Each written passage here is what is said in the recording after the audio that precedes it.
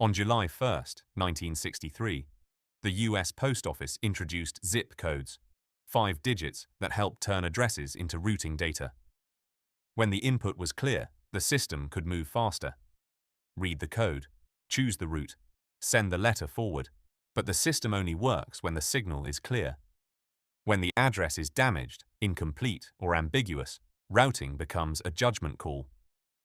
That letter should not be forced through the normal route. It needs review. Modern business workflows have the same pattern. A simple support request can follow a rule. But when a request includes risk, policy, customer history, or uncertainty, the workflow needs context before it acts. That is where AI should sit. As a bounded decision layer, it reads the context, estimates the risk, and recommends the next action.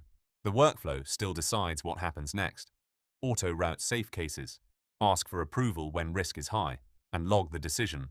In N8N, this becomes a simple pattern. Receive the ticket, load context, ask AI for a structured recommendation, route by confidence and risk, then log the result.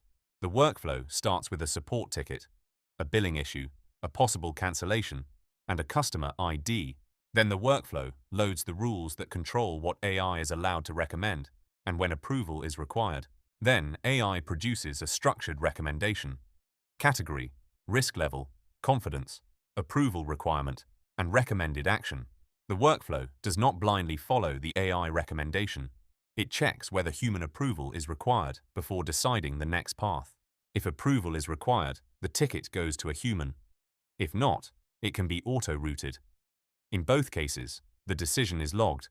Finally, the workflow logs the result, so the ticket, context, recommendation, route, risk, and confidence can be reviewed later.